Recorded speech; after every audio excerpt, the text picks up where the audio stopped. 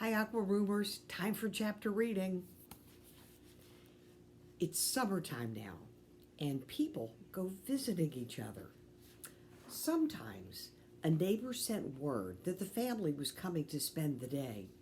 Then Ma did extra cleaning and cooking and opened the package of store sugar. And on that day set, a wagon would come driving up the gate in the morning, and there would be strange children to play with. When Mr. and Mrs. Hewlett came, they brought Eva and Clarence with them. Eva was a pretty girl with dark eyes and black curls. She played carefully and kept her dress clean and smooth. Mary liked that, but Laura liked better to play with Clarence. Clarence was red-headed and freckled and always laughing. His clothes were pretty too. He wore a blue suit buttoned all the way up the front with bright gilt buttons and trimmed with braid, and he had copper-toed shoes.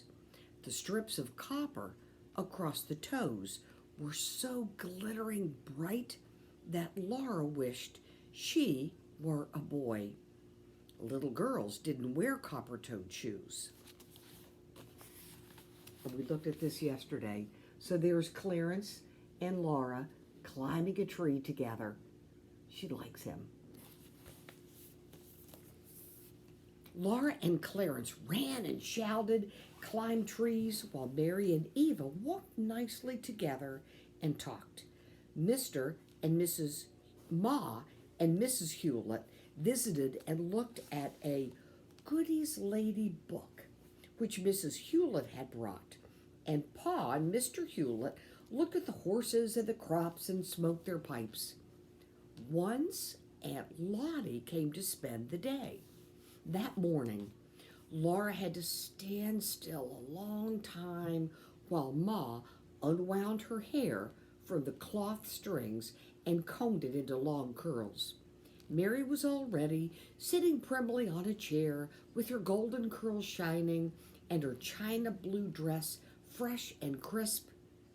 Laura liked her own red dress, but Ma pulled her hair dreadfully, and it was brown instead of golden, so that no one noticed it.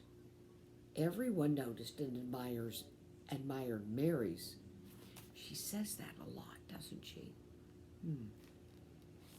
There, Ma said at last, your hair is curled beautifully, and Aunt Lottie is coming. Run and meet her, both of you. Ask her which she likes best, brown curls or golden curls. Laura and Mary ran out of the door and down the path, for Aunt Lottie was already at the gate. Aunt Lottie was a big girl, much taller than Mary. Her dress was a beautiful pink, and she was swinging a pink sunbonnet by one string. Which do you like best, Aunt Lottie? Mary asked. Brown curls or golden curls? Ma had told them to ask that, and Mary was a very good little girl who always did exactly as she was told.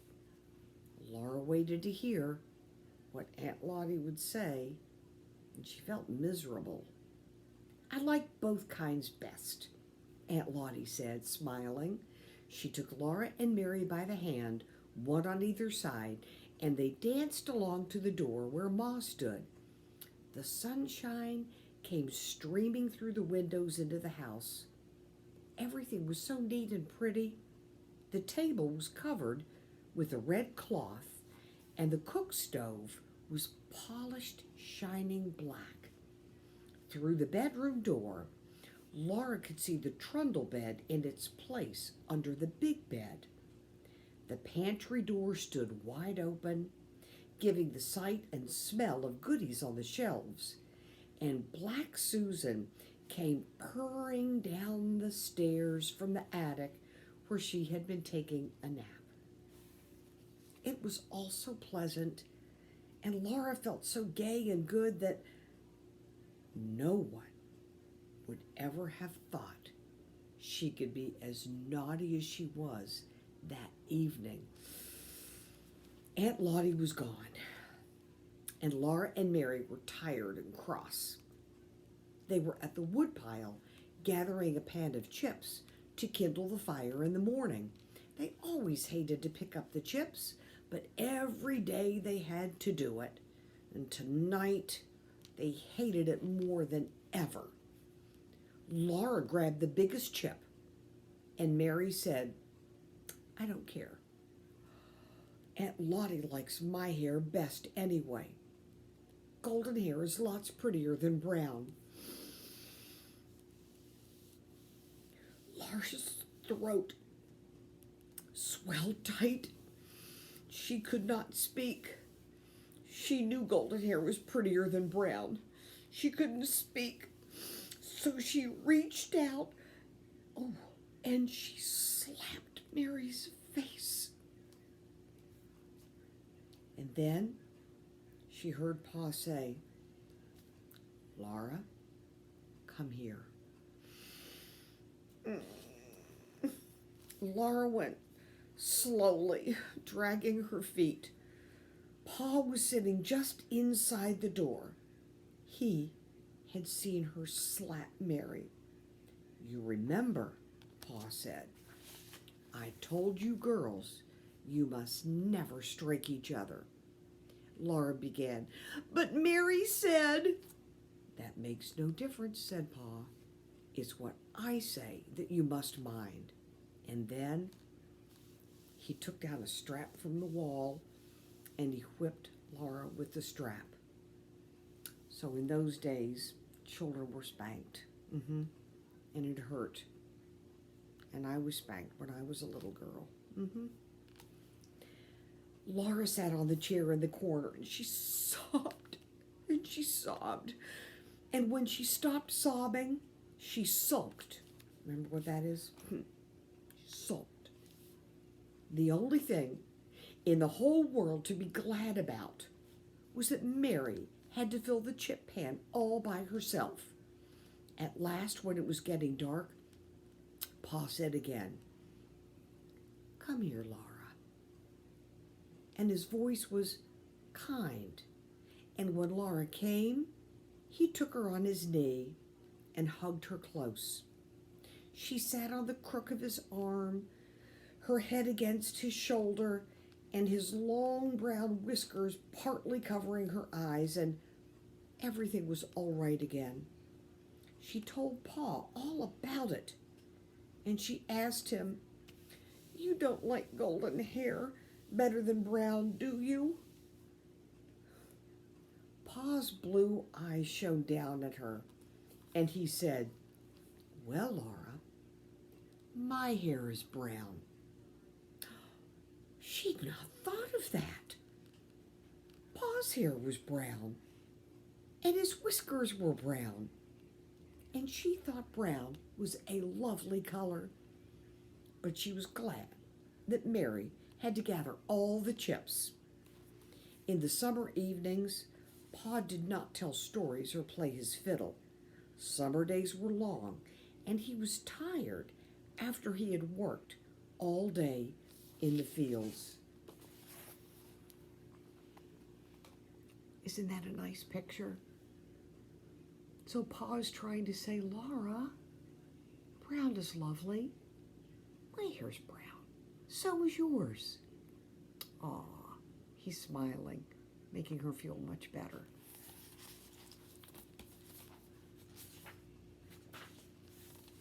Ma was busy too.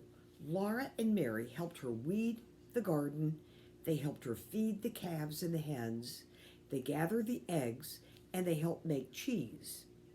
When the grass was tall and thick in the woods, and the cows were giving plenty of milk, that was the time to make cheese. Somebody needed a calf, for cheese could not be made without rennet, and rennet is the lining of a young calf's stomach. The calf must be very young, so that it had never eaten anything but milk.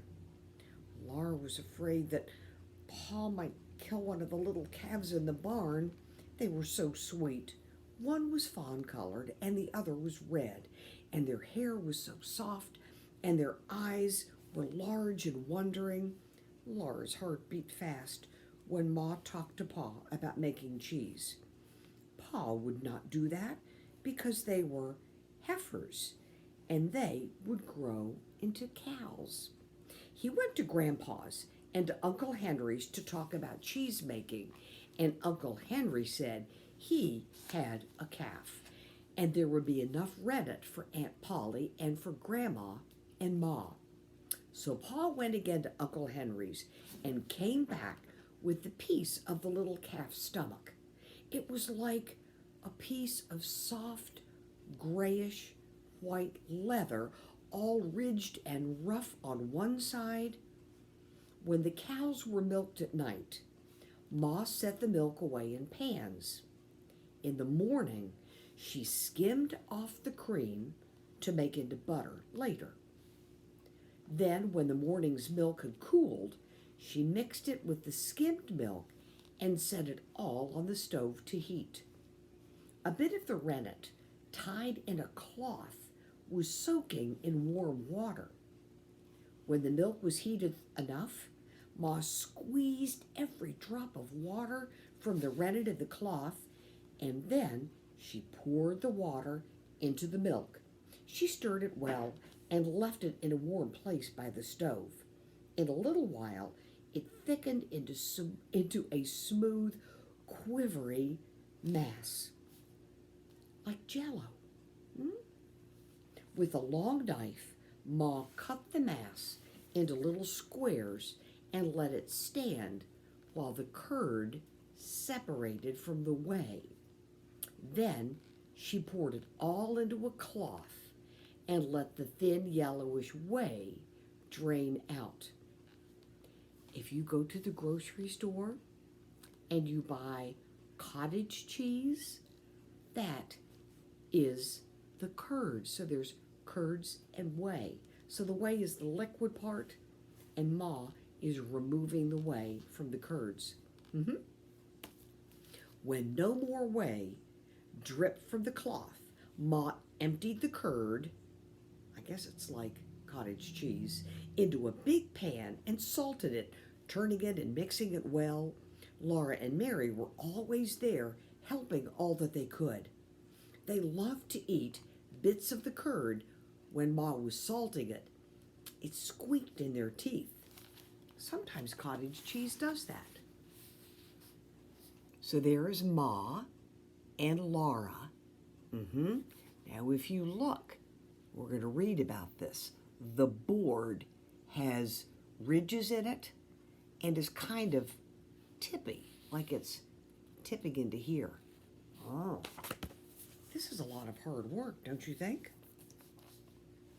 Under the cherry tree, outside the back door, Pa had put up the board to press the cheese on. He had 2 grooves on the length of the board, which we saw, and laid the board on blocks, one end a little higher than the other end. Under the lower end stood an empty pail. Ma put her wooden cheese hoop on the board, spread a clean wet cloth all over the inside, and filled it heaping full of the chunks of salted curd. She covered this with another cloth, and she laid on top of it a round board cut small enough to go inside the cheese hoop. Then she lifted a heavy rock on top of the board. All day long, all day, the round board settled slowly under the weight of the rock. It pressed the whey out, and that liquid ran down the grooves and into the pail. The next morning, Ma would take out the round pale yellow cheese as large as a milk pan. Then she made more curd and filled the cheese hoop again. This is a lot of work. So we're going to read more about this tomorrow. And boys and girls, I want you to look. We only have that much left in the story. My goodness. It's going to be ending soon. That makes me sad. Until next time, bye boys and girls.